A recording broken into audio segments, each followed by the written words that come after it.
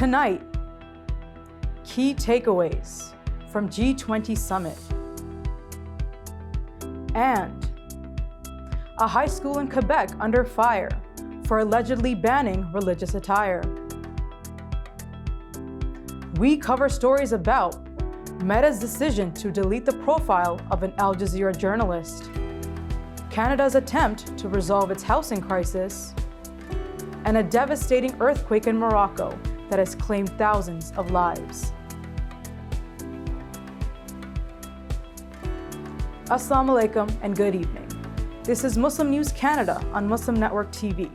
I'm Aishah Ashraf.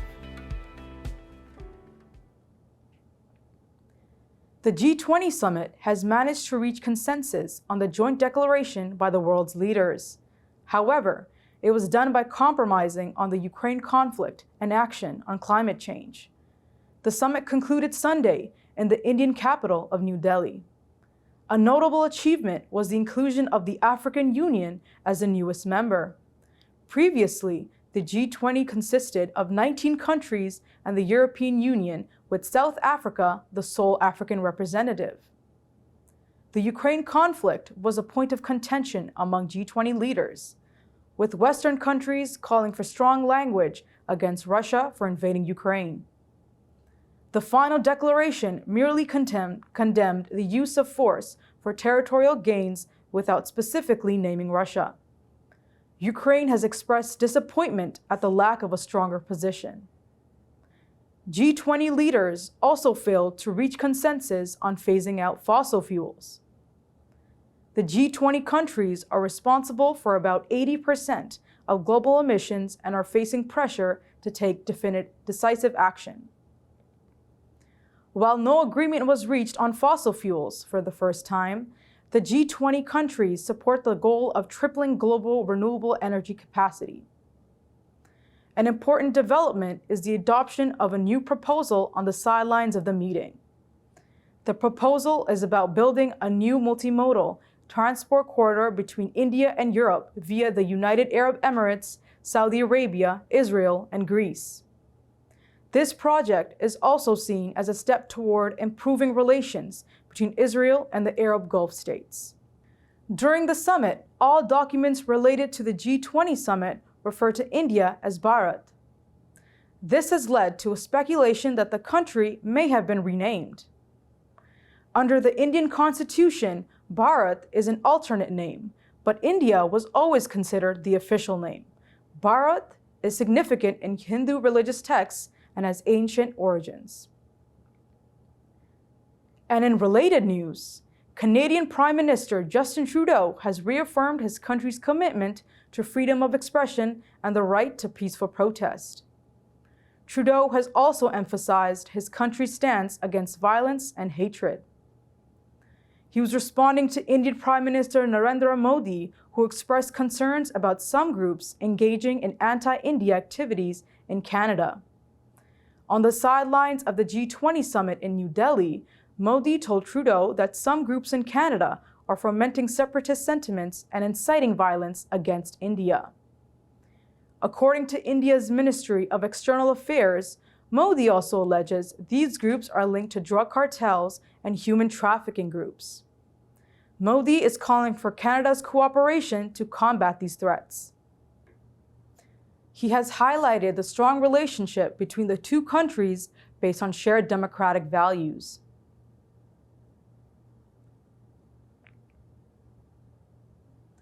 A private high school in Quebec says it has not banned its students from wearing religious symbols. Instead, it says it has put a condition on the students' parents to apply for religious permission to be able to wear a headscarf, a kippah, or a turban. The news comes after a college in the city of Laval became embroiled in a dispute that it had put a ban on religious attire.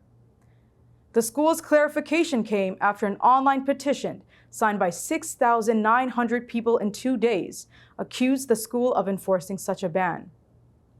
The mother of a 12-year-old student says the school informed her that religious symbols, including hijab, would be banned starting today. There are 900 students in the school. In an announcement on social media, the school says it has not changed its uniform policy. It says, however, students willing to wear hijab or other religious attire must request adjustments on an individual basis. The school has dismissed online rumors. It is urging the community to keep the peace. The institution also warns to take action against those who spread misleading information. It is worth noting that Quebec's Law 21 prohibits the wearing of religious symbols at work for public employees, but does not apply to students. Muslims and Jews in the Northern Ireland province of the UK are calling for a ban on the sale of Nazi insignia. The news comes after swastikas and the logos of SS were found outside a mosque in Dunmurry, Northern Ireland, last week. The incident has been condemned by the European Jewish Association and the head of the Iqra Mosque.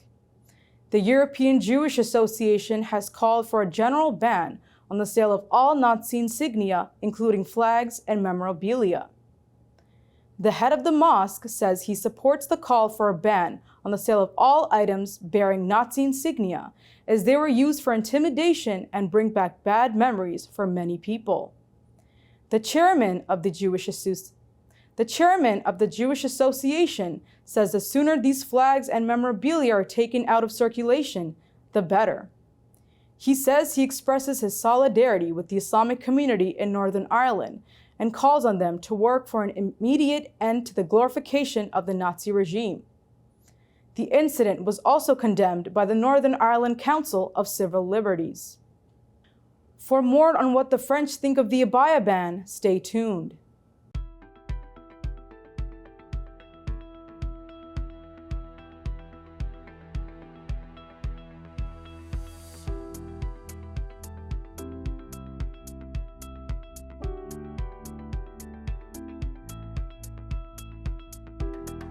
Canadian Housing Minister Sean Fraser says the government is considering a wide range of options to address the nation's housing shortage.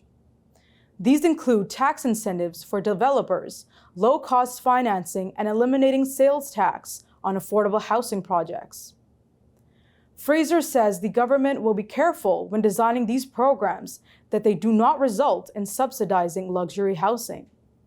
Housing has become a major political issue in Canada, and opposition parties are calling on the government to act more quickly. Interest rate hikes have made it harder for people to afford housing.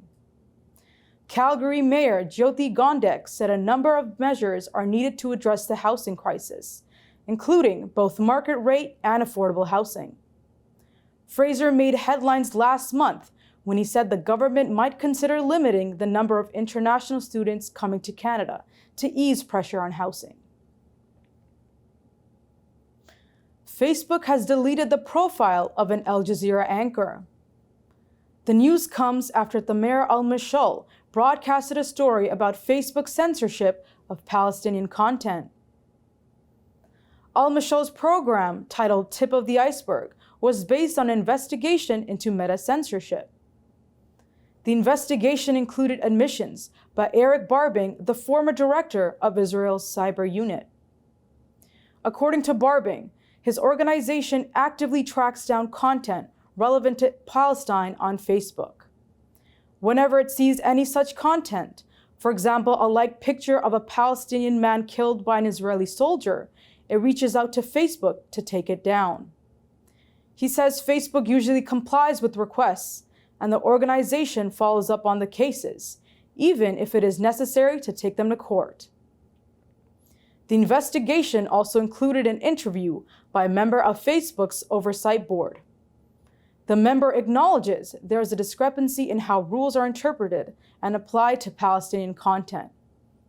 She says recommendations had been sent to Facebook to correct this. Al-Mashal says his profile was deleted without explanation or warning. He calls the action a retaliation by Meta. The deletion of Al-Mashal's profile has raised concerns about Meta's commitment to freedom of expression and its handling of Palestinian content. Al Jazeera says it has reached out to Facebook as to why his profile has been deleted. The media group says so far it has not received any response from Facebook. A new poll shows that 4 out of 5 French people support the ban on abayas. The poll shows majority of the French view the ban as a step towards equality. Experts say banning religious dress in French schools is not new. They say the French link dress and appearance to the concept of secularism, which is central to their national identity.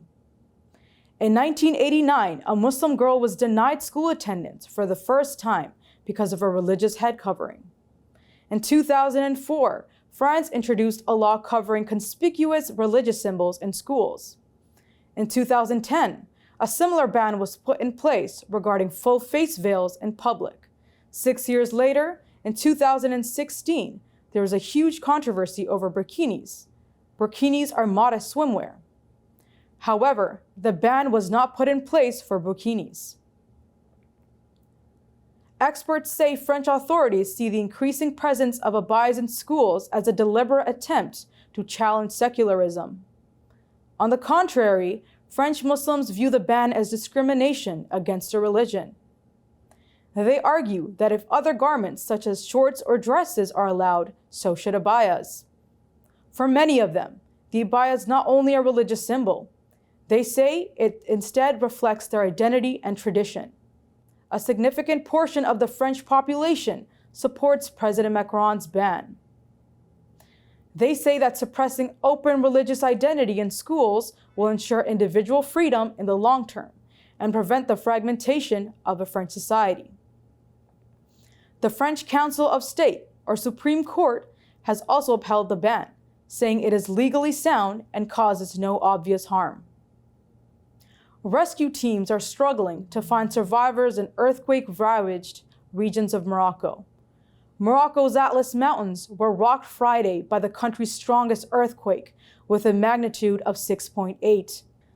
The disaster has killed more than 2,500 people and injured more than 2,400.